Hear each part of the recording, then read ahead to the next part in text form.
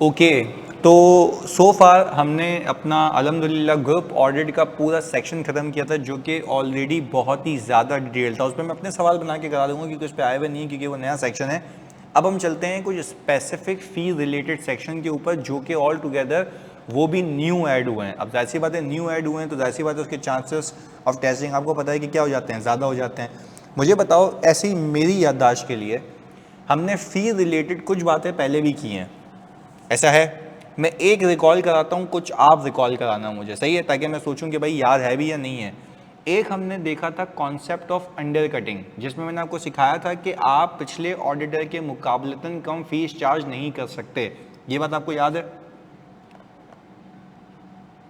Yes, under cutting नहीं कर सकते, वेरी गुड। अच्छा, फिर हमने कहा था कि भाई आप पिछले ऑडिटर से कम फीस चार्ज कर सकते हो, पर उसकी एक शर्त है कि कोई वन ऑफ फी रही होगी पिछले ऑडिटर की, तो वो आप हटा सकते हो। जैसे मैंने आपको एग्जांपल दी थी कि हमने हाँ स्कोप कम हो जाए, वेरी गुड, बिल्कुल यही वाली बात। तो मुझे बताते हो कि अगर मैं ऑल टुगेदर कम फीस चार्ज करता हूँ तो उसका थ्रेड क्या अराइज होता है? कम फीस चार्ज करता हूँ तो उसका थ्रेड क्या अराइज हो रहा था? वैसे professional competence and due care का, कि आप अपने क्लाइंट को सिक्योर करने के लिए, आप क्लाइंट को हथियाने के लिए आप अपनी क्वालिटी कॉम्प्रोमाइज़ करोगे, सेल्फ इंटरेस्ट सेट आता है, ऐसा ही है? ऐसा है मेरे बच्चों? प्रोफेशनल कॉम्पिटेंस से ड्यू केयर हिट हो रहा था इससे, ओके। और सेल्फ इंटरेस्ट सेट की वजह से होता है क्योंकि आप अपने पर्सनल मफाद के लिए ये कर रहे थे, क्योंकि आपको क्लाइंट चाहिए ही चाहिए था। अच्छा, फिर हमने उसमें सीखा था रेफरल फ़ी। क्या आप रेफरल फ़ी आपको अलाउड है? हाँ भाई, क्या रेफरल फ़ी आपको अलाउड है? अच्छा, रेफरल फ़ी होती क्या है वैसे, ये बात बताओ, रेफरल फ़ी होती क्या है? कि एक एक करके मैं एग्जांपल देता हूँ। अगर मैं ऑडिटर हूँ और मैं किसी को पैसे दे रहा हूँ कि मुझे तू ये क्लाइंट रेफर कर दे, क्या ये अलाउड है? मैं किसी को पैसे दे रहा हूँ, मैं कह रहा हूँ कि मुझे तू ये क्लाइंट दे दे, क्या ये अलाउड है? तो ऐसा क्यों अलाउड नहीं है, ज़रा ये भी रिकॉल कराओ। ऐसा क्यों अलाउड नहीं है? क्या मसला क्रिएट होता है फिर इस चीज़ से, कि अगर मैं कह रहा हूँ कि भाई सही है, मैं पैसे दे रहा हूँ तो मुझे ये क्लाइंट रेफर कर दे। सेल्फ इंटरेस्ट ना, हो सकता है कि सामने वाला बंदा पैसे की खातिर आपको रिकमेंड कर दे, ये जानते बूझते हुए कि आपको ये काम नहीं आता। अच्छा, अगर आपको काम आता भी है, तो क्या हम ये बात कह सकते हैं कि थर्ड पार्टी ये परसीव करेगी कि ये नहीं होना चाहिए? तो इसका सेफगार्ड भी ये था ना, कि हमने कहा था कि भाई आप पार्टी को डिस्क्लोज कर दो जिसके साथ ये अरेंजमेंट हो रहा है, उसको बता दो भाई ये रेफरल फी ले रहा है। अगर आपको फिर भी पंचायत नहीं है तो बिस्मिल्लाह करो काम, एक एडिशनल रिव्यूअर लगा दो काम के लिए। ऐसा है मेरे बच्चों? हाँ जी। और फिर हमने कहा था कंटिंजेंट फी का कॉन्सेप्ट आपको अलाउड नहीं, कंटिंजेंट फी कतन नहीं होनी चाहिए। यहां तक याद है? ये कुछ हमने फी रिलेटेड बातें पहले की थी, यहां तक रिकवर हो गया भाई? चलें अब आगे लेके चलते हैं। फिर वो कहता है यार अब मैं फी रिलेटेड आपको एक कॉम्प्रिहेंसिव सेक्शन बताता हूँ जिसके अंदर आपको कुछ बातें पता होनी चाहिए। सबसे पहले वो कहता है शुरुआत कहाँ से करता है? शुरुआत यहाँ से करता है कि अगर आप किसी पब्लिक इंटरेस्ट एंटिटी को देखो, तो आप मुझे बताओ पब्लिक इंटरेस्ट एंटिटी के जो स्टेक होल्डर्स होते हैं वो कम होते हैं या ज़्यादा होते हैं? सवाल है। हाँ भाई, पब्लिक इंटरेस्ट एंटिटी के जो स्टेक होल्डर्स होते हैं वो कम होते हैं या ज़्यादा होते हैं? सर ज़्यादा होते हैं, डेफिनेटली ज़्यादा होते हैं। तो आपको नहीं लगता कि उनको ज़्यादा परेशानी होगी रिलेटिंग टू फी मैटर्स कि क्या ऑडिटर की इंडिपेंडेंस कहीं कॉम्प्रोमाइज़ तो नहीं है?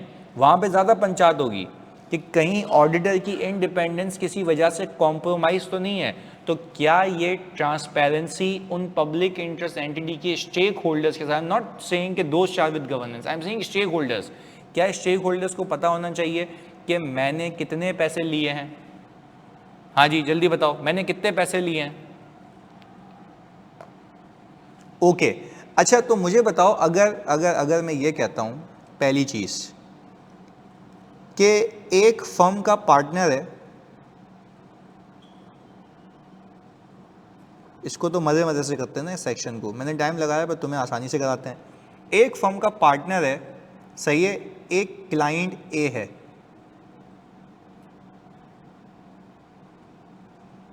इस क्लाइंट ए से इस फर्म के पार्टनर का, I am not saying firm का, आई एम सेइंग पार्टनर का जो रेवेन्यू आता है वो पार्टनर के रेवेन्यू का 40% है।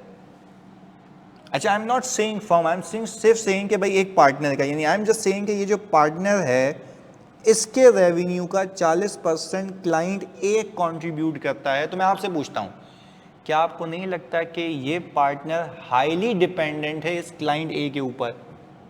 ये पार्टनर हाईली डिपेंडेंट है क्लाइंट ए के ऊपर, ऐसा है? जल्दी बताओ। अच्छा, अगर ये पार्टनर हाईली डिपेंडेंट है क्लाइंट ए के ऊपर, तो मुझे बताओ क्या इस पार्टनर का अपना, एरो यहां से लगाते हैं, क्या इस पार्टनर का अपना सेल्फ इंटरेस्ट सेट होगा? अपना सेल्फ इंटरेस्ट होगा? अच्छा, because this partner will not allow client A to go from this portfolio, क्योंकि भाई उसका तो अच्छा खासा पोर्टफोलियो ये लेके जा रहा है, ये दे रहा है। तो अगर क्लाइंट ए बोलता है कि यार एक काम करो, material uncertainty related to going concern के डिस्क्लोजर में कुछ चीज़ें ओमिट कर दो, तो क्या एक तरीके से ओमिशन भी मिसस्टेटमेंट होती है? क्या एक तरीके से ओमिशन भी मिसस्टेट होती है? ऐसा ही है बिल्कुल। तो मुझे बताओ, क्या ये बंदा अपनी जजमेंट को कॉम्प्रोमाइज करेगा? क्या ये अपनी जजमेंट को कॉम्प्रोमाइज करेगा? सर डेफिनेटली करेगा। अच्छा, दूसरा, क्या ये बंदा ऑल टुगेदर इंटेग्रिटी से काम करेगा? नहीं भाई, ये इंटेग्रिटी से बिल्कुल काम नहीं करेगा, क्योंकि उसको तो धंधा करना है इसके साथ, ये तो करेगा ये जानबूझ के। तो मुझे एक बात बताओ, तो क्या ये चीज़ फर्म लेवल पे सिर्फ बेस करती है या पार्टनर लेवल पे भी बेस करती है? जल्दी बताओ।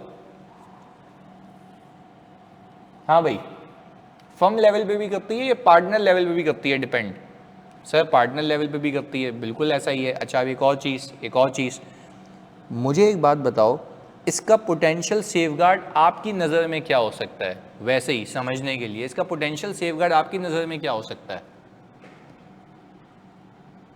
हाँ भाई, एक इंडिपेंडेंट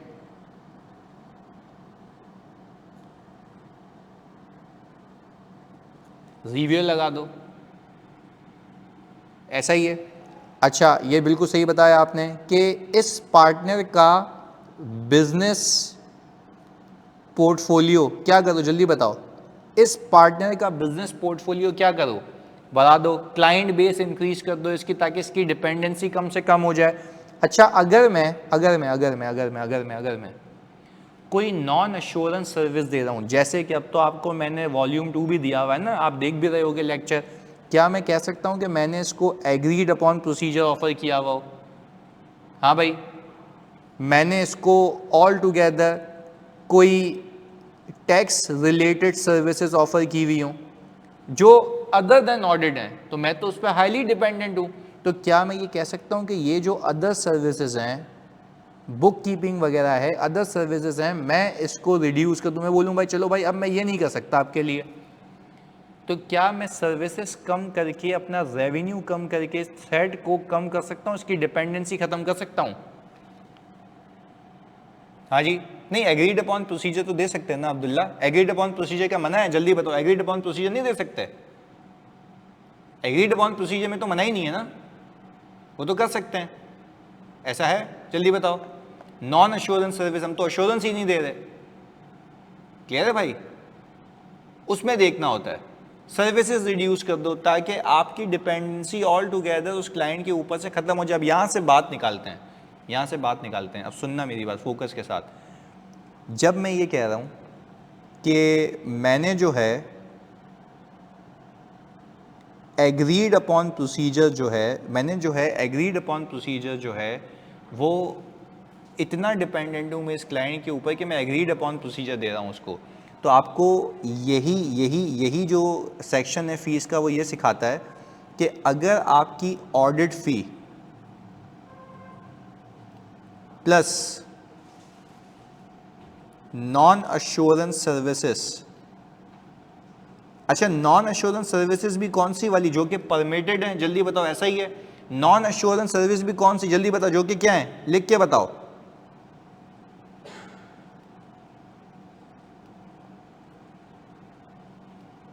नॉन अश्योरेंस सर्विस जो कि परमिटेड हैं, क्योंकि नॉन परमिटेड तो आप वैसे ही नहीं कर सकते, ऐसा ही है। वो कह रहा है ज़रा ये देख लेना इंडिपेंडेंस कंसिडरेशन में कहीं ये वाली फ़ीस इतनी ज़्यादा तो नहीं है, इतनी ज़्यादा तो नहीं है कि जो अपना पार्टनर है वो इसको गंवाना ना चाहे और जिसकी वजह से वो अपने ओपिनियन को क्या करे, जल्दी बताओ, इफेक्ट करे। यानी फॉर एग्जाम्पल मैंने ऑडिट फ़ी तो कम रखी हुई है, पर non assurance services agreed upon procedure से मैं इतने पैसे छाप रहा हूँ क्लाइंट से, तो क्लाइंट एक वक्त पे आके मुझे ये धमकी लगा सकता है कि भाईजान अगर आपने मेरे ओपिनियन में छेड़खानी की है तो वो सर्विसेज उठा के मैं क्या करूँगा, जल्दी बताओ, किसी और को दे दूँगा। तो जब वो किसी और को दे देगा तो क्या मैं मजबूरी में आके उस रिपोर्ट पे ऐसे ही साइन कर लूँगा बगैर किसी एविडेंस के, बगैर किसी स्केप्टिकल माइंड के, बगैर अपनी जजमेंट को कॉम्प्रोमाइज़ किए? मैं कर ही नहीं सकता। ऐसा है मेरे बच्चों, जल्दी बताओ। तो एक तो ये भी कहा गया इसी सेक्शन के अंदर कि जब आप फ़ी की कंसिडरेशन की बात करते हो तो फ़ी का मतलब है सारी फीस जो आप क्लाइंट से कमा रहे हो। सारी फीस का मतलब आप ऑडिट भी ऐड करोगे और नॉन एश्योरेंस भी ऐड करोगे, लिख के बताओ हाँ या नहीं। सारी फीस का मतलब है ऑडिट भी ऐड करोगे, नॉन एश्योरेंस भी ऐड करोगे, नॉन ऑडिट फी सारी ऐड करोगे, और देखोगे कि आपकी डिपेंडेंसी क्लाइंट के ऊपर कितनी है। और कोई आपसे पूछे कि ये कंसिडरेशन क्यों है कि ज़्यादा हैविली आप नॉन एश्योरेंस पे तो डिपेंड नहीं करते, तो आपका जवाब ये होना चाहिए इसलिए मैं ये मैटर करता है क्योंकि ऑडिट फ़ी भले ही सही हो, उसकी बहुत ज़्यादा हो। तो कहने का मतलब ये है कि बाज़ औक़ात ना ये गेम करना शुरू हो गए थे फर्म में पार्टनर्स। वो करते क्या थे, वो बोलते थे ऑडिट फ़ी आप नॉर्मल रखो, अदर देन ऑडिट फ़ी आप ज़्यादा कर लो।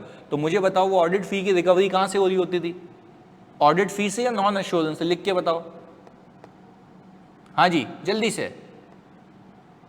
नॉन एश्योरेंस से। तो भाई उन्होंने कहा अब ये टोपी ड्रामे ख़त्म कर दो, ये सेक्शन डाला इसलिए किया, उन्होंने कहा ये टोपी ड्रामे भाईजान आप ख़त्म करें, आप सबसे पहले ये देखें कि आपकी टोटल फीस कितनी है। और ऐसा नहीं होना चाहिए कि आप अपनी ऑडिट फ़ी की रिकवरी भी नॉन एश्योरेंस सर्विस से कर रहे हो। अगर ऐसा है तो मेरा भाई फिर इंडिपेंडेंस का मसला हो जाएगा, और मसला इतना बड़ा हो जाएगा कि यूँ समझ लो कि भाई इस फियर के अंदर, in fear to not lose the client, not lose the services, आप अपने ओपिनियन को इफेक्ट कर जाओगे। पहले बताओ मेरे बच्चों, यहाँ तक बात समझ आती है? जल्दी से बताओ, यहाँ तक बात समझ आती है, क्लैरिटी है? तो नॉन एश्योरेंस सर्विस का ऑडिट फी से लिंक समझ आ गया, आपकी इस पर ज़्यादा डिपेंडेंसी नहीं होनी चाहिए। Otherwise third party will perceive that आपने अपने ओपिनियन को जो है जजमेंटल तौर पे यूज़ ना करते हुए दिया होगा, आपने स्केप्टिकल माइंड के साथ नहीं दिया होगा, अपनी जजमेंट कॉम्प्रोमाइज़ की होंगी just because you need to secure the business that you are having from the non assurance services. यहाँ तक अलाइंड हो? जल्दी बताओ।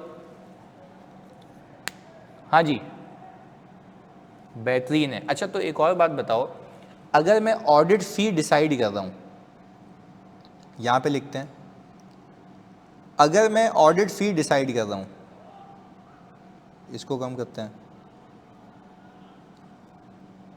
अगर मैं ऑडिट फ़ी डिसाइड कर रहा हूँ तो ऑडिट फ़ी के डिसीजन में मेरे पास कौन कौन से फैक्टर्स होने चाहिए मेरे दिमाग में, लिख के बताना एक एक करके। हाँ भाई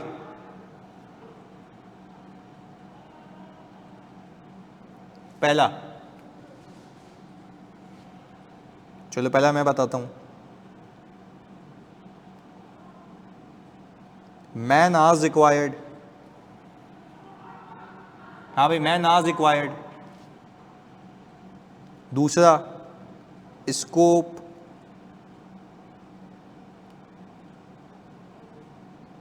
geographical presence of client.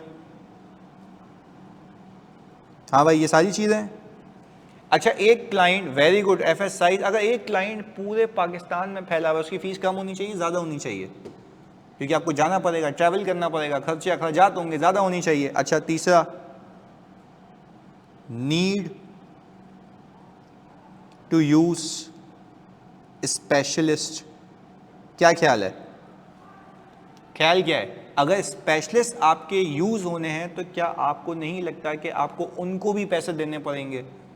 Valuer हो गया, सही है जी, और आपका अल्लाह भला करे टैक्स एक्सपर्ट हो गया, लीगल हो गया, लॉयर हो गया, एक्चुअली हो गया, इतने सारे हैं। तो क्या उनको पैसे नहीं देने? हाँ जी जल्दी बताओ। अच्छा क्या क्लाइंट की कॉम्प्लेक्सिटी देखेंगे? अगर ज़्यादा कॉम्प्लेक्स क्लाइंट है, ज़्यादा कॉम्प्लेक्स क्लाइंट है तो क्या हमारी फीस ज़्यादा होनी चाहिए? जल्दी बताओ। तो ये वो फैक्टर्स हैं जो आपको सोचने पे मजबूर करेंगे कि फ़ीस कितनी होनी चाहिए। अब मैं तुमसे पूछता हूँ, एक सवाल आया तुम्हारे पास एग्ज़ाम में कि क्लाइंट ने अपनी ऑडिट फ़ी ऐसे डिसाइड की है कि उसने बोला चलो यार मैं ये फ़ीस तो ले रहा हूँ, बाकी मैं नॉन एश्योरेंस सर्विस से कवर कर लूँगा। क्या ये जायज़ बात है? हाँ जी, क्या ये जायज़ बात है? या आपकी ऑडिट फ़ी अलग होनी चाहिए? जल्दी बताओ, या ऑडिट फ़ी अलग होनी चाहिए? हाँ भाई अलग होनी चाहिए। तो यानी अगर आपके एग्जाम में वो बोले कि भाई दो पार्टनर्स की आपस में डिस्कशन चल रही है और अपना व्यू बताएं, तो आप ये बोलोगे ना कि fee should not be based on how much services you are providing to the client in terms of non assurance services. Fee should be based on the following factors. तो क्या ये फॉलोइंग फैक्टर्स आप copy paste करके आ जाओगे? जल्दी बताओ। ये फॉलोइंग फैक्टर्स कॉपी पेस्ट करके आ जाओगे, भाई ये फैक्टर्स है मेरे, जिसके बेस पे मैं कह रहा हूं कि मेरी फी डिसाइड होनी चाहिए। नॉन एश्योरेंस सर्विसेज को आप बेस नहीं बना सकते फी के डिसीजन के अंदर, क्योंकि ये अलग मामला है, वो अलग मामला है। और दूसरा सोने पे सुहागा वो ये भी कहता है कि हाईली डिपेंडेंट नहीं होना चाहिए उसके ऊपर। पहले बताओ यहां तक बात समझ आती है? जल्दी से। बेहतरीन है, पक्की बात है। चलो तो देखो ये लिखा हुआ मैंने यहाँ पे, ये लिखा हुआ मैंने यहाँ पे, The scale and complexity and geographical spread of the audit client, time spent or expected to be spent, cost of other resources, quality of record keeping। अच्छा मज़े की बात, ये तो बड़ा अच्छा फैक्टर है। एक बात बताओ, आपने बहुत इनकाउंटर किया होगा, बहुत बार इनकाउंटर किया होगा जब आप क्लाइंट पे गए होंगे। कुछ क्लाइंट्स ऐसे होते हैं जिनकी रिकॉर्ड कीपिंग सही नहीं होती, फिक्स एसेट रजिस्टर भी सही नहीं बनाते, सेल्स रिपोर्ट सही नहीं बनाते, उल्टा आपको बैठ के सही करना होता है। ऐसे कितने लोग हैं जिन हालात वाक़यात से दो चार हुए हैं? लिख के बताओ।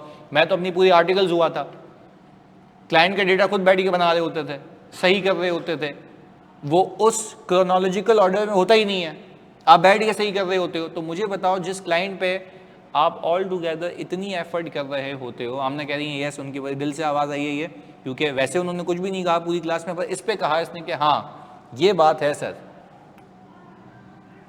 हाँ जी ऐसा है आमना, ये मसले चलते हैं क्लाइंट पे।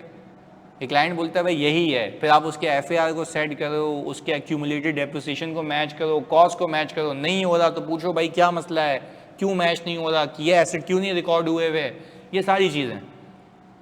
तो खैर हैविंग सेड सो, मुझे एक बात बताओ प्लीज़, बताना मुझे जल्दी से, कि अगर आपको पता है कि आपका ऐसा क्लाइंट है जिसकी बुक कीपिंग सही नहीं है, तो क्या आपका वहाँ पे टाइम ज़्यादा लगेगा? जल्दी बताओ। अगर आपका टाइम वहाँ पे ज़्यादा लगेगा तो उसकी जो क्वालिटी ऑफ बुक कीपिंग है वो ख़राब है, तो आपका टाइम ज़्यादा लगेगा, तो आपको पैसे भी क्या करने चाहिए? जल्दी बताओ। ज़्यादा मांगने चाहिए। Very good. तो ये देखो यहाँ पे लिखा हुआ है, however the provision of other services to an audit client is not an appropriate consideration in determining the audit fee. वो भी यही कह रहा है भाई, ये मत कर लेना चाहिए। मैंने बाज़ औक़ात अपनी पूरी आर्टिकल्स के बाद जब मैं यहाँ पे मैनेजर बना, सीनियर मैनेजर बना, डायरेक्टर बना, तब तक की बात बता रहा हूँ आपको, तब मैंने देखा है जब नेगोशिएशन चल रही होती है फ़ी की, तो कहा क्या जाता है पता है? फ़ी हो गई, चलो बाकी आप ये नॉन एश्योरेंस सर्विस भी तो देंगे ना, इसमें कवर कर लेना। तो मुझे बताओ अगर मैं उस पर डिपेंडेंट हो गया तो थ्रेड पहले दिन पे ही क्रिएट हो गया कि ऑडिट फ़ी तो आपने कम ही ले ली ना, अब पार्टनर इस चीज़ पे डिपेंडेंट रहेगा कि भाई ये चलो वहाँ से पैसे आएंगे, वहाँ से पैसे आएंगे, तो उस पैसे को ना कॉम्प्रोमाइज़ करने के डर से क्या पार्टनर फिर अपनी ऑब्जेक्टिविटी को कॉम्प्रोमाइज़ कर जाएगा? जल्दी बताओ, क्या फिर वो अपनी ऑब्जेक्टिविटी को कॉम्प्रोमाइज़ कर जाएगा? ऐसा है? जल्दी से बताओ।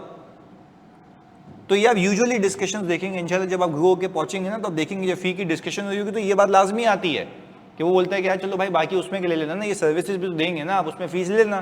भाई कहने का मतलब ये है कि आपकी ऑब्जेक्टिविटी तो फिर ऑडिट में कॉम्प्रोमाइज़ हो रही है ना। आपके दिमाग में यही घंटी घूमती रहेगी कि यार अगर उसने वो सर्विस देने से मना कर दिया तो मेरी तो रिकवरी नहीं होगी, लॉस हो जाएगा, मैं सैलरी कैसे निकालूंगा इस स्टाफ की, यही दिमाग में चलता रहेगा पार्टनर के। पहले बताओ यहाँ तक अलाइंड हो भाई? जल्दी से। हाँ जी क्लैरिटी है? ओके तो अच्छा अब आगे ये भी मैंने आपको बता दिया। वो कह रहा है impact of other services provided to the audit client, हमने क्या सीखा? A firm shall not allow the audit fee to be influenced by the provision of services other than audit to an audit client by the firm or a network firm. Network firm क्या होती है भाई? Network firm क्या होती है? हाँ भाई, network firm क्या होती है? जल्दी से, सेम ब्रांड पॉलिसीज एक्सेट्रा, हाँ भाई, सेम प्रोसेस लोगो, ऐसा ही है। अच्छा, अगर वो सेम जो है सॉफ्टवेयर यूज कर रहे हैं, सेम सॉफ्टवेयर यूज कर रहे हैं तो भी, हाँ भाई, सेम सॉफ्टवेयर यूज कर रहे हैं तो नहीं ना, वो तो कोई और भी कर सकता है, वो तो कोई और भी कर सकता है, ऐसा है। अच्छा, एक फर्म अलग होगी, टेम्परेरी बेसिस पे नाम यूज कर रही है, वो भी नहीं होगी ना नेटवर्क फर्म, वो हमने सीखा हुआ है, वो एक्सेप्शंस में आता है। अच्छा, और दो फर्म मिलके एक जॉइंट काम कर रही हैं, जॉइंट ऑडिट कर रही हैं और उसमें रिसोर्सेज शेयर हो रहे हैं, वो भी नहीं है, क्योंकि वो एक ऑब्जेक्टिव को अचीव कर रहे हैं। वेरी गुड यार, चलो ये याद है, शुक्र है, मज़े की बात है, आगे चलते हैं। अच्छा, अब फिर वो कह रहा है कि भाई जब आप ये कहते हो ना कि the level of the self interest set might be impacted when a large portion of the fees charged by the firm or a network firm to an audit client is generated by providing services other than audit to the client due to concerns about potential loss of either the audit engagement or the services. Such circumstances may also create an intimidation set. जल्दी बताते हो intimidation set क्यों आएगा? intimidation set क्यों आएगा?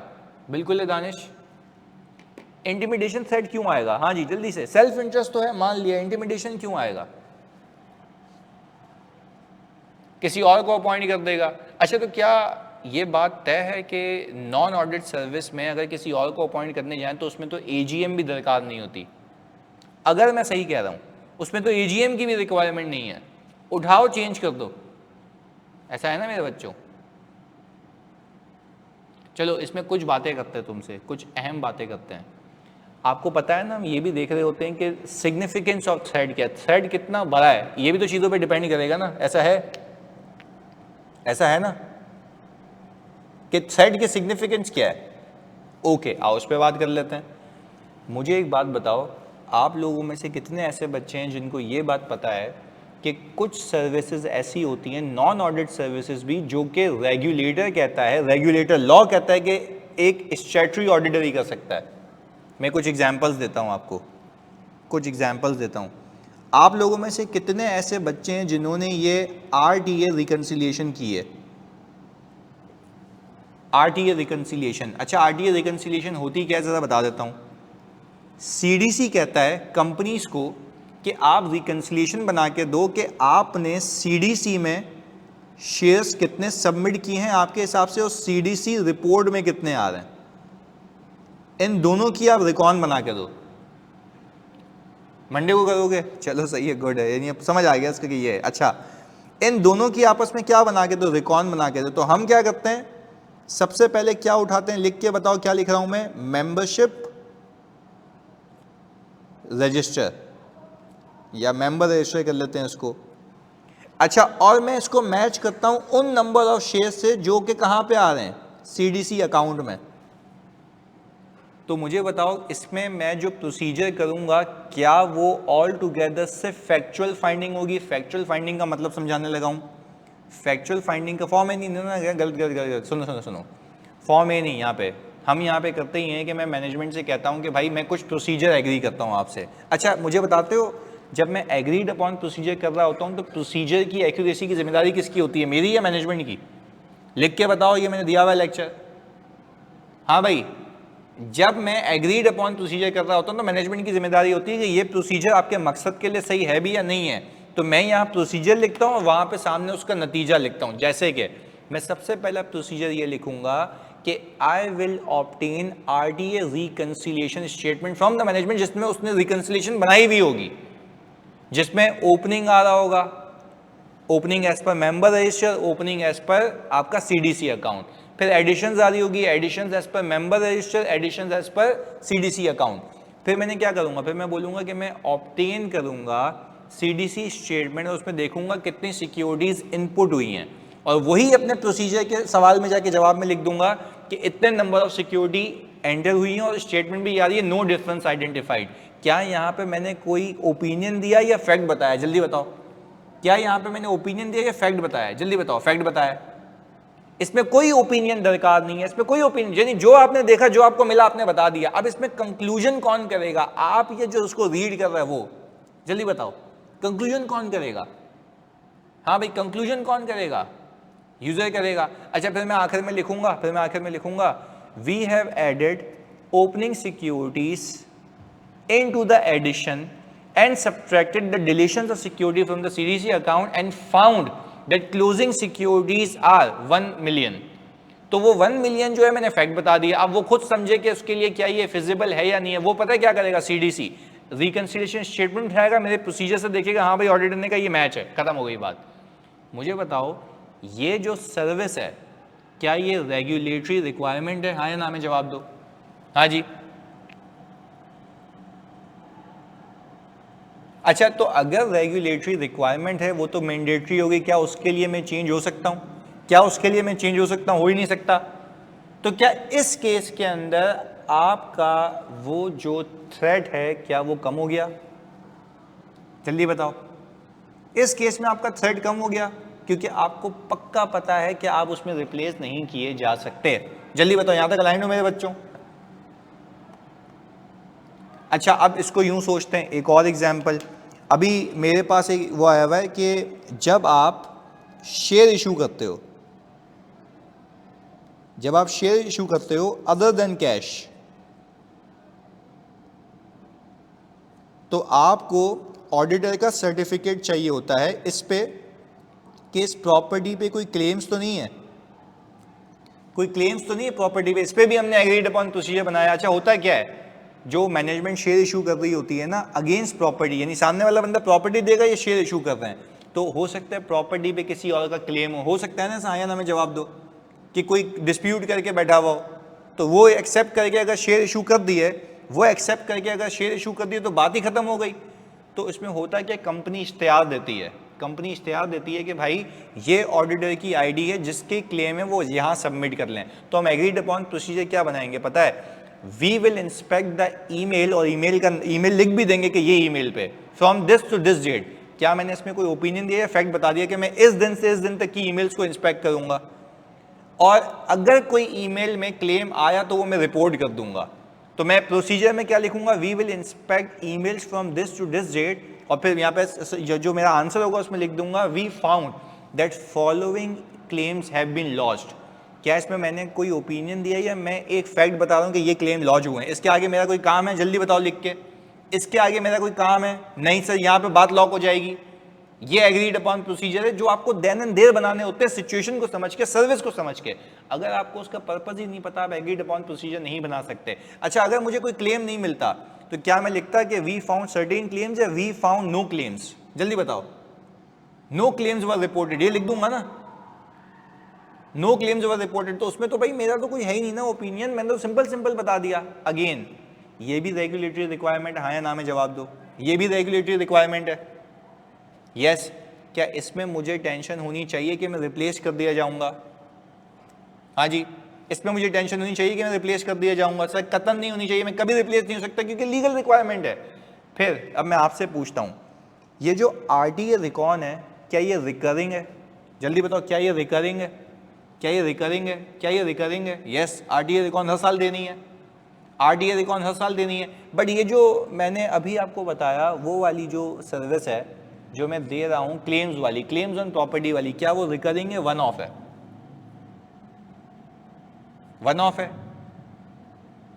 अच्छा, तो हम यूं कहें, अगर कोई वन ऑफ आपके पास असाइनमेंट आता है, तो क्या उसका लेवल ऑफ थ्रेट वैसे ही कम हो जाता है क्योंकि वन ऑफ है, आप उस पर डिपेंडेंट सालों साल हो ही नहीं सकते। अच्छा, और आप एक लंबे अरसे से, अच्छा कुछ सर्विसेज मैंडेटरी नहीं है, मैं तुमसे पूछता हूँ, कुछ सर्विसेज मैंडेटरी नहीं है, पर आप लंबे अरसे से वो रिकरिंग वो जो सर्विसेज है वो दिए जा रहे हैं, तो अब आपका लेवल ऑफ थ्रेट क्या होगा? कम होगा या ज़्यादा होगा? ज़्यादा होगा, ऐसा है? तो देखो ये लिखा हुआ है यहाँ पे, ratio of fees for the services other than the audit to the audit fee. तो भाई जाहिर सी बात है, अगर जितना रेशियो अदर देन ऑडिट का ज़्यादा होगा उतना आपका थ्रेड भी ज़्यादा होगा, पर आपको बाकी फैक्टर्स भी देखने हैं कि रिकरिंग है या नहीं है, क्या लॉ मैंडेट करता है या नहीं करता, ये सारी चीज़ें लिखी हुई यहाँ पे लाइन से देखो तुम्हारे सामने। बात समझ आती है? लेंथ ऑफ टाइम के कितने अरसे से आप ये किए जा रहे हो, तो जितने अरसे से किए जा रहे हो भाईजान उसका लेवल ऑफ थ्रेट ज़्यादा होगी, क्योंकि आपकी डिपेंडेंस बहुत ज़्यादा हो चुकी होगी। यहाँ तक अलाइंड है बच्चों? जल्दी बताओ। हाँ जी जल्दी से। बेहतरीन है, आगे चलते हैं। अच्छा, कंटिंजेंट फी तो मैं आपको बता चुका था, अब जरा चलते हैं फीस ओवरड्यू पे। फीस ओवरड्यू पे मुझे एक बात बताओ, अगर आपकी फीस फंसी हुई है क्लाइंट के पास before you are signing an opinion, क्या थ्रेट है? हाँ भाई, अगर आपकी फीस फंसी हुई है, सेल्फ इंटरेस्ट थ्रेट है। अच्छा, सेल्फ इंटरेस्ट थ्रेट इसलिए है ना क्योंकि हो सकता है कि किसी फर्म को कैश फ्लो के प्रॉब्लम्स हो, कैश फ्लो की नीड हो, और आपने पैसे निकलवाने के चक्कर में अपनी ऑडिट रिपोर्ट साइन कर ली हो। तो जनरली आपको पता है क्या एक्सपेक्ट किया जाता है कि आप अपनी ऑडिट फी निकलवा लें before signing the audit report. क्या ये सबसे बेहतरीन आपका सेफगार्ड है? हाँ जी, सबसे बेहतरीन आपका सेफगार्ड है कि आप भाईजान सबसे पहले तो अपने पैसे निकलवा लो, फिर रिपोर्ट साइन करो, ताकि आपके ऊपर किसी का अनड्यू इन्फ्लुएंस, क्या बोलूँगा मैं आगे, अनड्यू इन्फ्लुएंस, क्या बोलना चाहिए हमें, ना हो।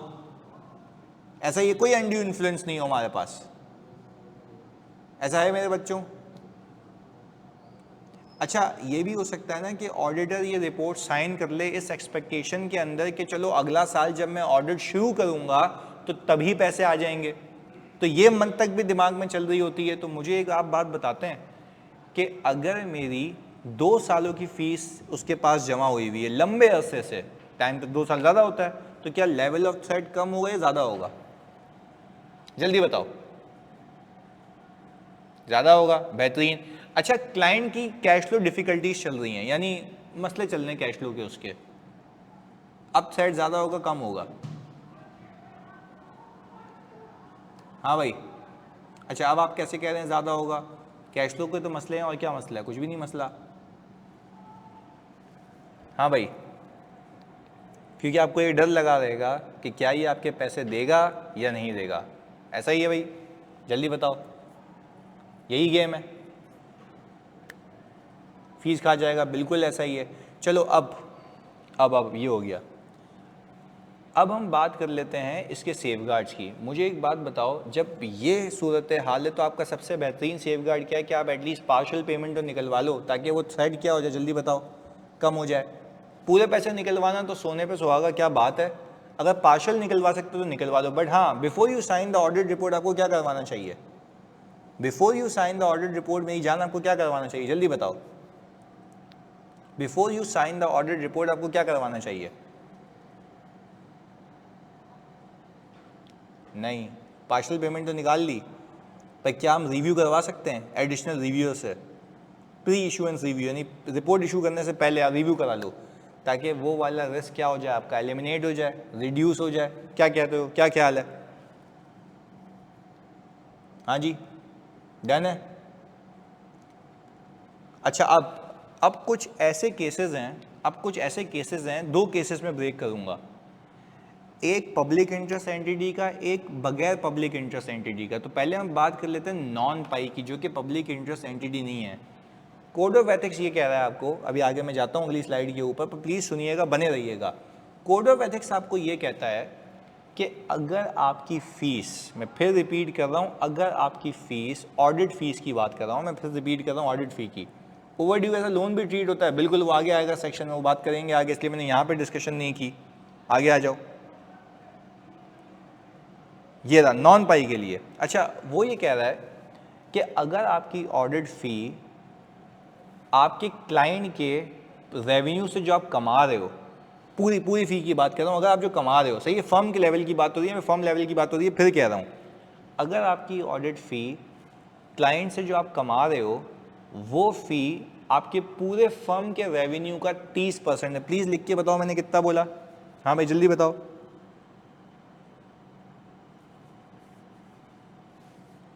30%। अच्छा, तो क्या मैं यहाँ पे ऑडिट फ़ी कह रहा हूँ या टोटल फीस कह रहा हूँ? हाँ भाई, टोटल फीस आपकी किसी क्लाइंट से लगातार लगातार लगातार, फिर कह रहा हूं यहां पे हाईलाइट करता हूं तुम लोगों के लिए, लगातार 5 सालों के लिए क्या है 30% से ज्यादा, ये रहा,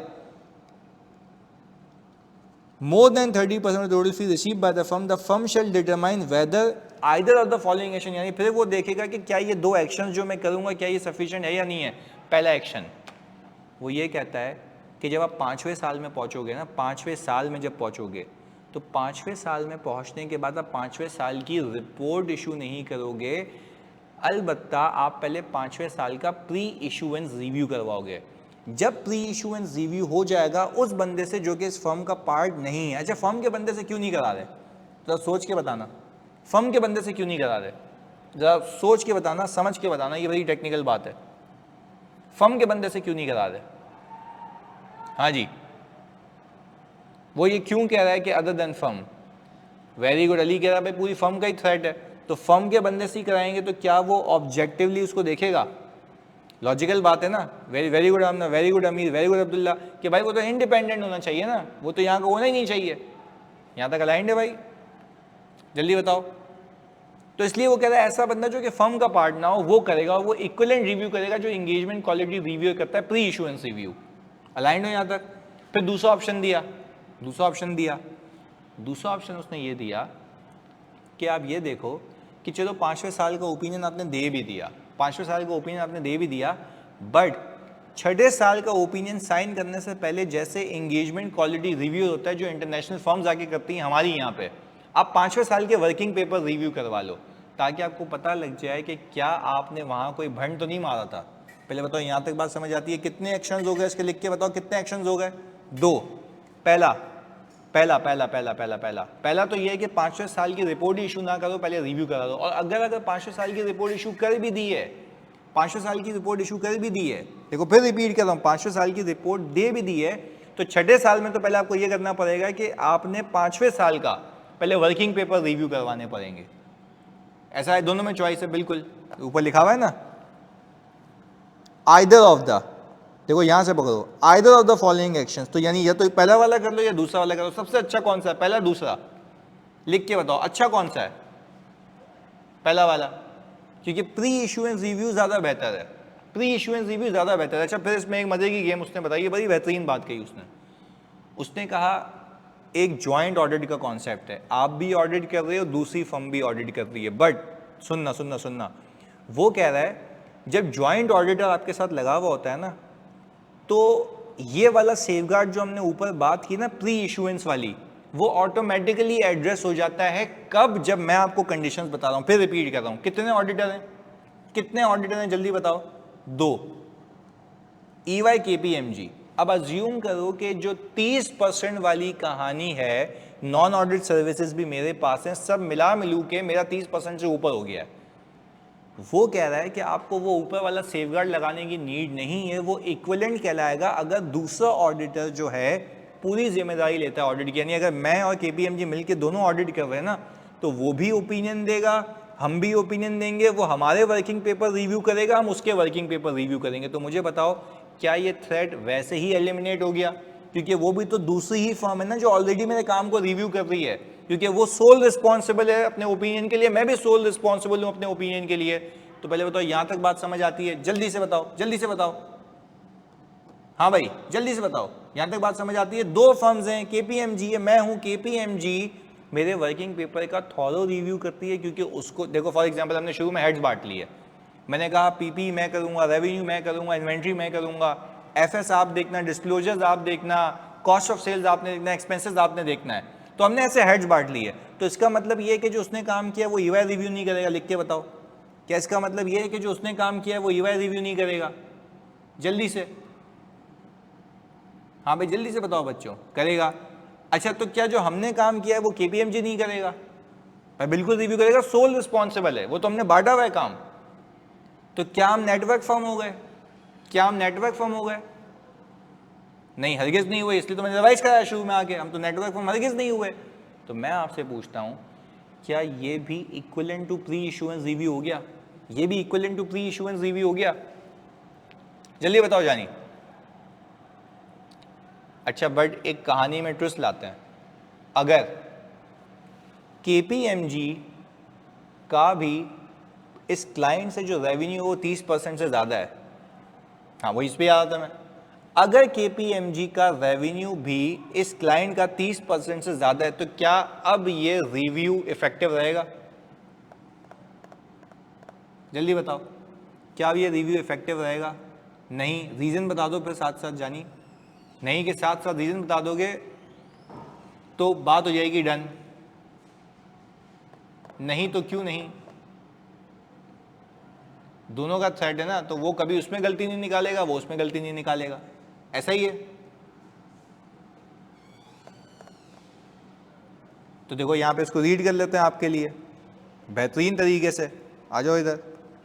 उसने कहा when two or more of the firms are engaged to conduct an audit of a client's financial statements, the involvement of other firm in the audit client may be regarded each year as an action equivalent to describe above। हाँ भाई ये बात समझ आ रही है कि अगर दो हाँ तो अब तो तीसरा बंदा करेगा। अगर दो फर्म्स एक साथ जॉइंट ऑडिट कर रही हैं तो दूसरी फर्म का जो काम होगा वो हर साल इक्विवेलेंट टू ऊपर वाले रिव्यू के काल के लाया जाएगा। पहले तो यहाँ तक बात समझ आती है? ये बड़ी टेक्निकल चीज़ें हैं, मैं तुम्हें कहानी सुना के करा रहा हूँ। आगे सुनो, फिर इफ कंडीशन है, इफ को हाईलाइट करते हैं यहाँ पे, the case of fees exceeding 30% apply to only, क्या लिखा हुआ है भाईजान, क्या लिखा हुआ है जानी, जल्दी बता दो यार। वन ऑफ द फर्म, एक फर्म, अच्छा each firm perform sufficient work to take full individual responsibility for the audit opinion. Audit opinion की जिम्मेदारी दोनों की अपनी अपनी है, पूरी जिम्मेदारी है, तो जाके ये इफेक्टिव रहेगा, अदरवाइज ये इफेक्टिव सेफगार्ड नहीं होगा। पहले बताओ यहां तक अलाइंड हो, यहां तक अलाइंड है? अभी हमने जो बात की थी वो कौन सी एंटिटी की थी, कौन सी एंटिटी की थी, जल्दी बताओ। Non PIE, non public interest entity, clear है? आओ जी अब कर लेते हैं पब्लिक इंटरेस्ट एंटिटी की, ये भी बड़ी मजे की चीज है। ऊपर थ्रेशोल्ड कितना परसेंट था जरा लिख के बताना। हाँ भाई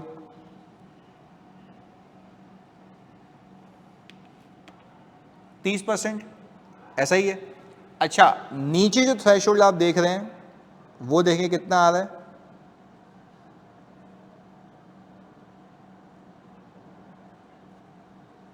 15%,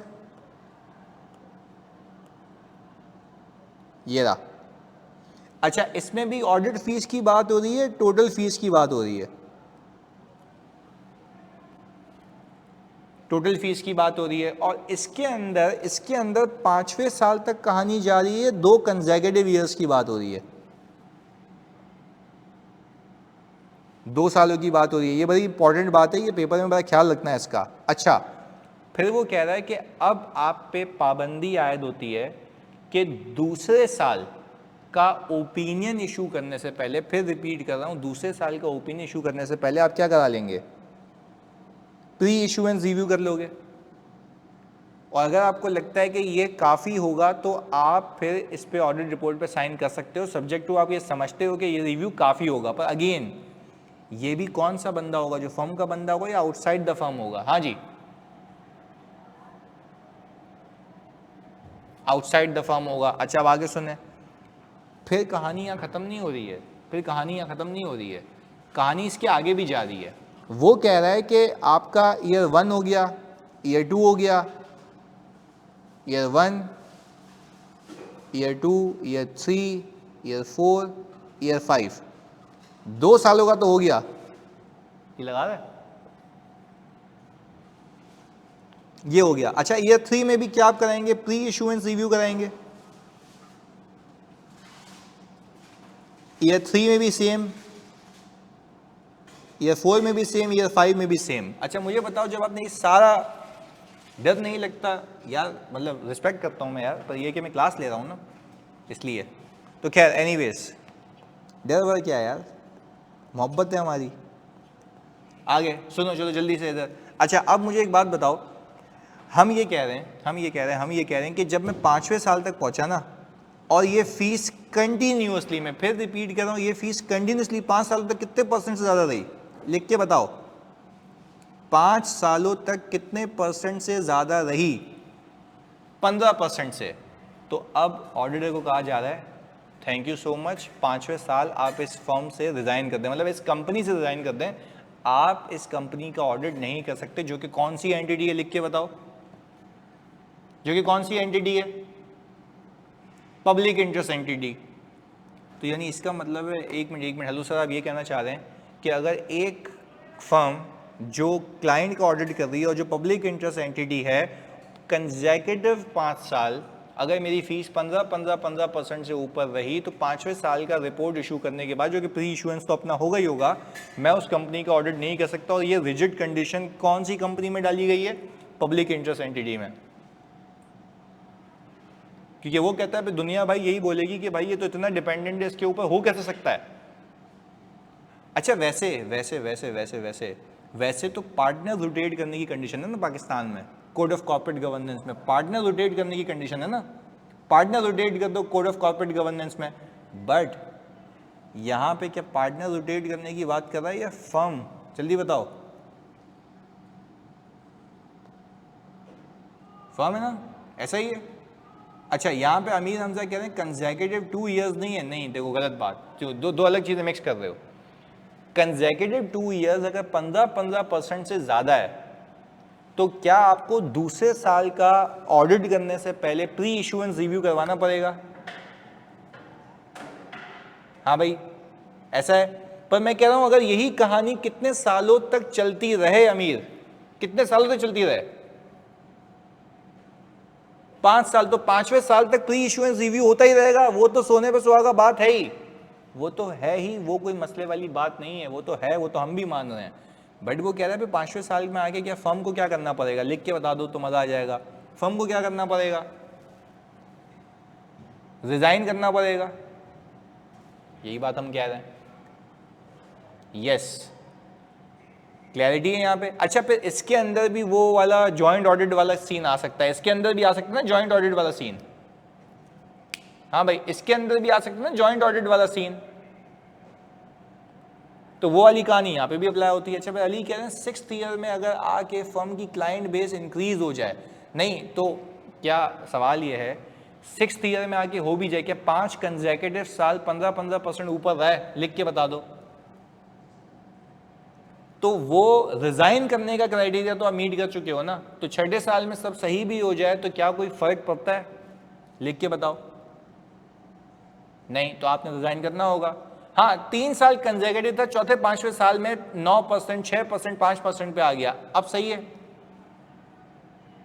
अब सही है, अब सही है बिल्कुल। तो डिपेंड करता है ना, वो कैलकुलेशन देगा ऐसे सवालात में, तो ये अवेयर रहना इसमें, क्लियर है। अच्छा देखो, ये रीड कराता हूं तुम लोगों को मैं इधर। वो कह रहा है if fees continue to exceed 15% for 5 consecutive years, the firm shall cease to be the auditor after the audit opinion of the 5th year is issued. पहले बताओ, यहां तक बात समझ आती है? ये सिखाना चाहता हूं तुम्हें मैं, जो ऊपर बताया पूरा क्लियर है? हाँ जी, अच्छा ओके। फिर अब तुम्हें देखो कैसा लिंक करता हूं मैं यहाँ पे। फिर कहता है इसकी भी एक्सेप्शन है कि अगर 5 साल गुजर गए तब भी आप 6ठे साल में फर्म कंटिन्यू कर सकती है। पार्टनर तो बदल जाएगा, वो तो हमने आपको कोड ऑफ कॉर्पोरेट गवर्नेंस की एग्जांपल दे दी। फर्म कंटिन्यू कर सकती है, पर उसकी कोई शर्त है। मुझे बताओ, एक बैंक है पाकिस्तान में, अब अज्यूम, आपको पता है ना जैसे डिलॉयट चली गई पाकिस्तान से, ऐसा है भाई। आप अज्यूम करें कि कोई और फर्म भी चली जाती है, XYZ, सही है, तो मुझे बताओ गिनती की EY और PwC बच जाएंगी पाकिस्तान में? जल्दी बताओ, हाँ या नहीं? नहीं, उल्टा सुना है जानी तुमने। अबे EY जा रही होती तो मैं यहाँ बैठा होता? अमीर कह रहे EY जा रही है, अब EY जा रही होती तो मैं यहाँ तो यहाँ बैठा होता। EY नहीं जा रही होती, गलत पिक किए हो तुम, है बट कोई और है, सही है। ओमान तो मैंने मना कर दिया है, मैं तो नहीं जा रहा ओमान। हाँ खैर, anyways we can not discuss this right now, but ये है कि EY नहीं जा रही, कोई और जा रही है, सही है। तो अल्टीमेटली बिजनेस अल्हम्दुलिल्लाह EY के पास आना है सारा। तो खैर एनीवेज बात समझते हैं, सुने। हो ये रहा, आप अज्यूम करो कि पूरे पाकिस्तान में एक ही फर्म रह जाए, और मैं आपकी ऐसी बात है जिस फर्म में मैं काम करता हूँ मैं उसके लिए बोलूँगा EY रह जाए, सही है। तो मुझे एक बात बताओ, अगर एक ही फर्म है बिग 4 में और उसी के पास वो टूल्स हैं, टेक्नोलॉजी है जो इतना ज़्यादा, बोला एडवोकेसी सही है, जो इतना ज़्यादा डेटा हैंडल कर सकती है। तो मैं आपसे पूछता हूँ क्या क्लाइंट के लिए मैं स्ट्रेटजिकली बहुत इंपॉर्टेंट हो गया? लिख के बताओ, ये बनाया उसके लिए गया है केस। क्या क्लाइंट के लिए मैं स्ट्रेटजिकली इंपॉर्टेंट हो गया कि बिग फोर का अगर स्टैम्प चाहिए तो यही फर्म है, और पब्लिक इंटरेस्ट एंटिटी है, इतनी बड़ी एंटिटी है कि कोई और यूजर किसी और फर्म पे रिलाय नहीं करेगा? पहले बताओ, बात समझ आती है? जल्दी बताओ, हाँ जी जल्दी बताओ, ऐसा है मेरे बच्चों? तो मुझे बताओ, अगर इतनी बड़ी पब्लिक इंटरेस्ट एंटिटी है तो अगर कोई इसकी छोटी कंपनी ऑडिट कर ले या छोटी फर्म ऑडिट कर ले तो क्या लोगों की रिलायंस आएगी? Considering the public interest entity, लिख के बताओ। और बहुत जायंट है पूरे पाकिस्तान की। हाँ जी sir, then professional competence and due care का थ्रेड नहीं होगा है? तो हम तो कह रहे हैं ना, professional competence and due care का थ्रेड होगा अगर हम ना करें। बात समझ आ रही है? जल्दी बताओ, दानिश, अब्दुल्ला, अली, बात समझ आ रही है? अगर हम नहीं करेंगे तो होगा ना thread, professional competence and due care, क्योंकि किसी और के पास वो टूल्स ही नहीं है, क्योंकि बिग फोर तो जा चुकी है सारी, जो है वो कर रही है। अब उसको कहा जा रहा है कि भाई तुझे एक्सेप्शन है, अगर तू ये साबित कर दे कि तेरे अलावा पाकिस्तान में कोई और नहीं कर सकता, तेरे पास ही वो टूल्स हैं, तो इसके लिए आपको फिर अलाउड है, क्योंकि आप स्ट्रेटजिकली इतने इंपॉर्टेंट हो कि अगर आप नहीं करोगे तो उसके फायदे के बजाय क्या हो जाएगा? लिख के बताओ, फायदे के बजाय क्या हो जाएगा? नुकसान हो जाएगा। ऐसा ही है। अब आप अज्यूम करो के इलेक्ट्रिक एक पब्लिक यूटिलिटी कंपनी है, के इलेक्ट्रिक, हाँ भाई, पीटीसीएल है, एक पब्लिक यूटिलिटी कंपनी है, इंटरनेट प्रोवाइडर्स को इंटरनेट प्रोवाइड कर रही होती है। अगर अगर अगर अगर ये किसी छोटी फर्म से ऑडिट करें तो क्या उनके पास डेटा हैंडलिंग कैपेसिटी है कि जितने कॉल डिटेल रिकॉर्ड स्विचेस से आ रहे होते हैं, क्या वो ये कर सकती है छोटी फर्म हैंडल? उनके सिस्टम नहीं हैंग हो जाएंगे? उनको मेथोडोलॉजी नहीं पता होगी, उनकी टेस्टिंग नहीं होगी, उनको आईटी के लोग नहीं होंगे, कहाँ से लाएंगे वो? तो मुझे बताओ, क्या स्ट्रेटेजिकली, क्या एज अ EY हम उनके लिए इंपॉर्टेंट हो जाएंगे?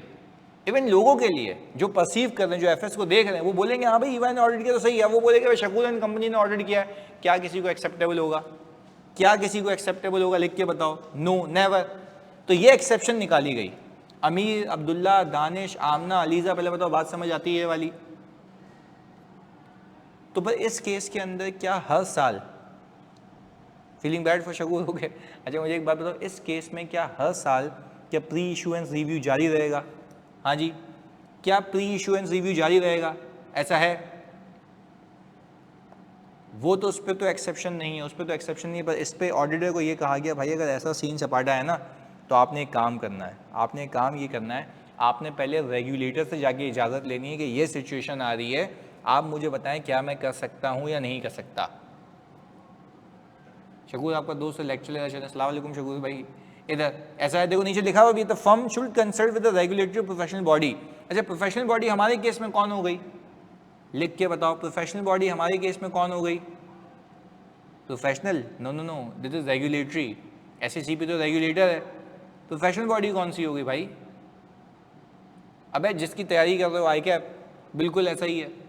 अच्छा पर वो क्या कह रहा है? Before the audit opinion of the sixth and any subsequent year financial statement issued, the firm engages the chartered accountant who is not a member of the firm expressing the opinion of the financial statements to perform a pre issuance review. पहले बताओ यहाँ तक बात समझ आती है मेरे बच्चों? क्लैरिटी है? जल्दी से बताओ। अच्छा अगर मुझे आप 5 मिनट और दे दो तो ये मैं फीस वाला सेक्शन खत्म कर दूं, बस एक छोटा सा हिस्सा रह गया इसका, ताकि मैं आपको सवाल दे दूं आज। नहीं हाईलाइट से इशू नहीं होता, मैं तो इवन पेंसिल से लिख के भी जाता था। अच्छा पर मैं, मुझे एक बात बता दो सारे बच्चों, तुमसे एक फीडबैक चाहिए, मुझे बता दो, मैंने ना तुम्हारे कोड ऑफ एथिक्स को पूरा पैराग्राफ के सीक्वेंस में कराया है, तो जो बच्चा कोड ऑफ एथिक्स रीड कर रहा है उसको क्लियरली समझ आ रहा है ना कि कौन सा सेक्शन से उठा के पढ़ा रहा हूँ मैं?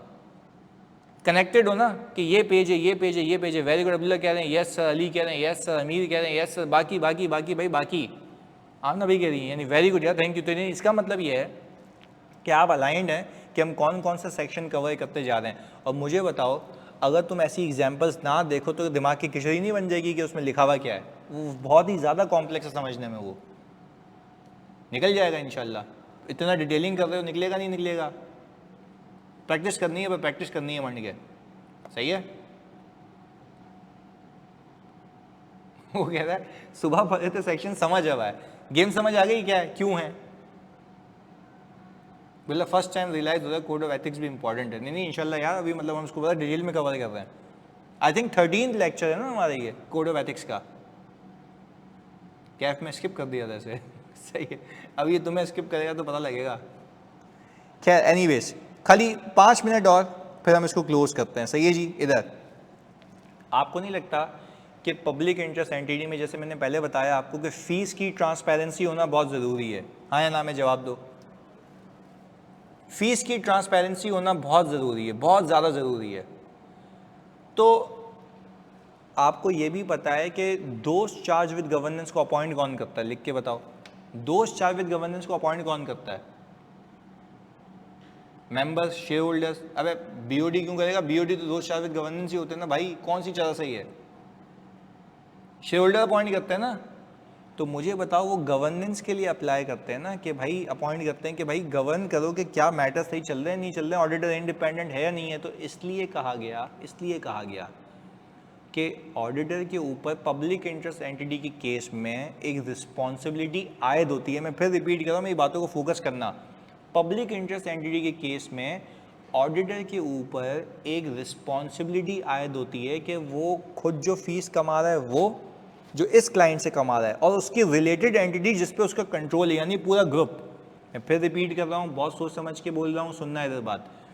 मैं एक सुनना, मैं एक ऑडिटर हूँ, ईवाई हूँ, मैं एबीसी कंपनी का ऑडिट कर रहा हूँ, और एबीसी कंपनी के नीचे सारी सब्सिडीज आ रही हैं। तो मैं आपसे पूछता हूँ, क्या मैं इस कंपनी के बोर्ड ऑफ डायरेक्टर्स को सिर्फ इससे कमाई हुई फीस बताऊं, या नीचे सारे कंपोनेंट से कमाई हुई फीस भी एक साथ बताऊं? लिख के बताओ। हाँ भाई जल्दी से, यहाँ पे लिखते भी हैं तुम्हारे लिए, सारे कंपोनेंट्स की फीस। अच्छा, पर वो सारे कंपोनेंट्स कि हम कह रहे हैं कंपनी ए, इसका कंपनी बी में स्टेक है, इसका कंपनी सी में स्टेक है, कंपनी सी का कंपनी डी में स्टेक है, एंड सो ऑन। इसके डाउनवर्ड जितनी भी आ रही है। अच्छा, इसका ऑडिटर, यानी मैं कह रहा हूँ इसका ऑडिटर भी ईवाई है, इसका ऑडिटर भी ईवाई है, ईवाई एनएफ लिख रहा हूँ नेटवर्क फर्म, ईवाई एनएफ लिख रहा हूँ नेटवर्क फर्म। तो क्या मुझे नेटवर्क फर्म का भी रेवेन्यू मिला के बताना चाहिए? वैसे ही हाँ भाई,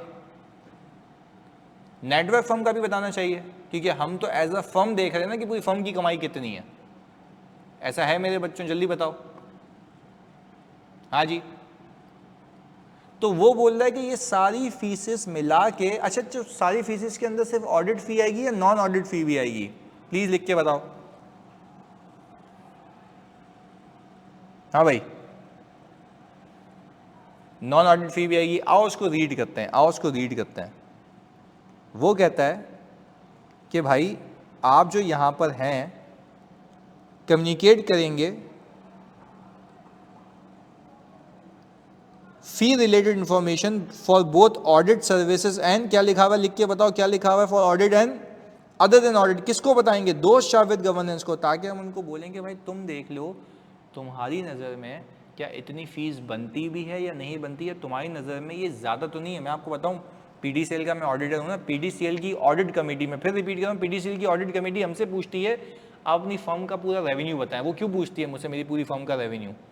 और वे मुझसे ये भी पूछती है कि आप ये भी बताएं कि आप हमारे पूरे नेटवर्क से कितना पैसा कमा रहे हैं। वो क्यों पूछती है? सवाल है। मेरी फर्म का पूरा रेवेन्यू पूछती है, और फिर पूछती है आप बताएं हमारे पूरे ग्रुप से कितना कमा रहे हैं जो डाउनवर्ड है पूरा। वो क्यों पूछती है? सवाल है। इंडिपेंडेंस के लिए वो देखना चाहती है कि क्या ये लोग हम पे ज़्यादा डिपेंडेंट तो नहीं है, और अगर ज़्यादा डिपेंडेंट होंगे तो इसका मतलब ये है कि वो अपनी ऑब्जेक्टिविटी को क्या करेंगे? कॉम्प्रोमाइज़ करेंगे, मैनेजमेंट के साथ मिल जाएंगे। ऐसा है? तो क्या मैं दोस्त चार्ज विद गवर्नेंस को ये क्लैरिटी से बता दूं कि भाई ये हमारी फ़ीस है जो हमें मिल गई है और जो मिलने वाली है, इसमें ऑडिट ये है, नॉन ऑडिट ये है, आप देख लो क्या हमारी डिपेंडेंसी ज़्यादा तो नहीं है।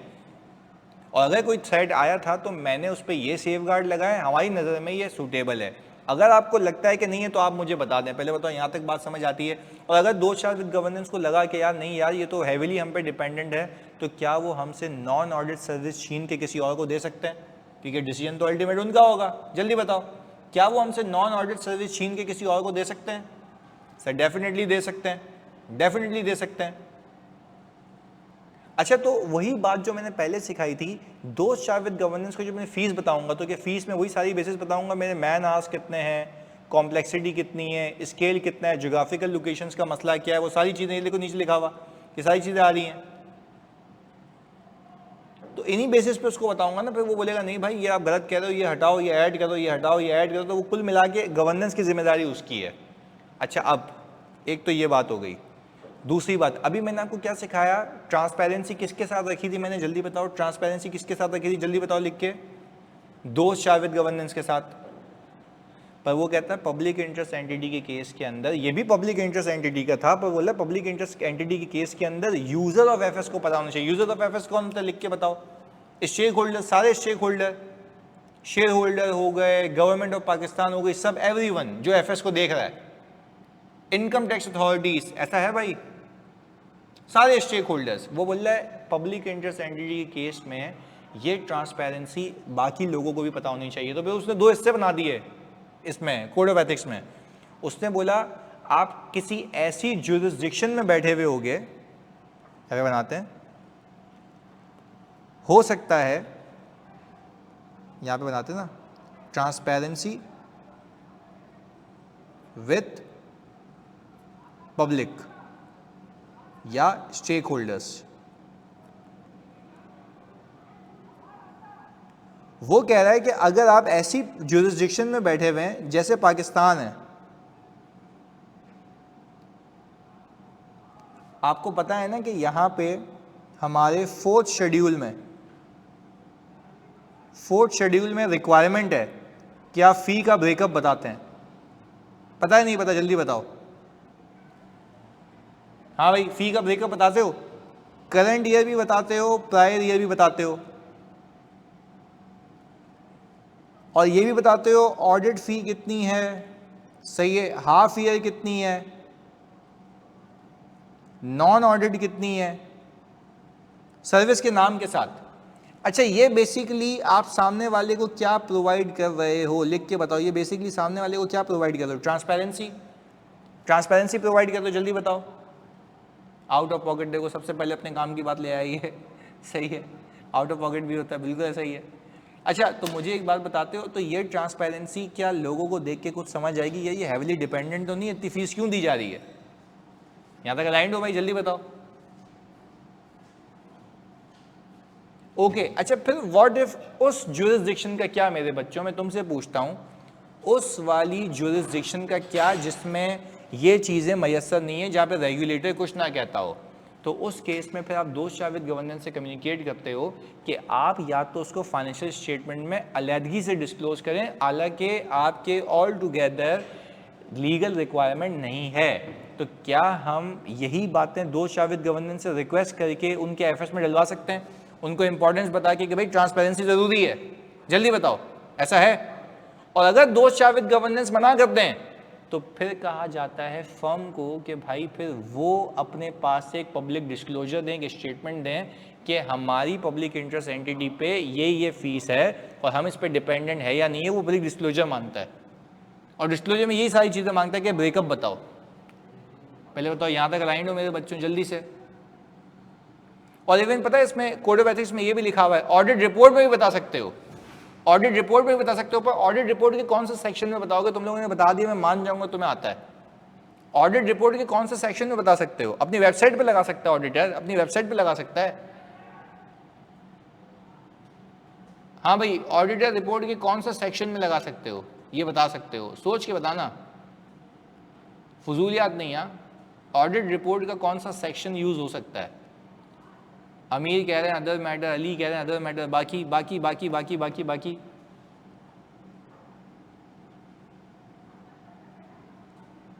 हाँ भाई, बिल्कुल सही कह रहे हो, अदर मैटर, क्योंकि देखो, और अदर मैटर कब दिया जाता है? जब वो एक मैटर एफएस से रिलेट ना करता हो, सही है, अप्रोप्रिएटली एफएस में डिस्क्लोज ना हो, वो कैम ना हो, ऐसा ही है ना? पर हाँ वो रिलेट करता हो किससे, जो आपको लगता हो यूजर की अंडरस्टैंडिंग के लिए रेलेवेंट है। किस चीज़ की अंडरस्टैंडिंग के लिए? ऑडिट, ऑडिट रिपोर्ट, ऑडिटर की रिस्पॉन्सिबिलिटी, ऐसा ही है। तो ऑडिट से रिलेटेड है ना, ऑडिटर की जिम्मेदारी से रिलेटेड, बता दिया आपने वहाँ पे। पहले बताओ बात समझ आती है मेरे बच्चों? अलाइंड हो यहाँ तक? डन है?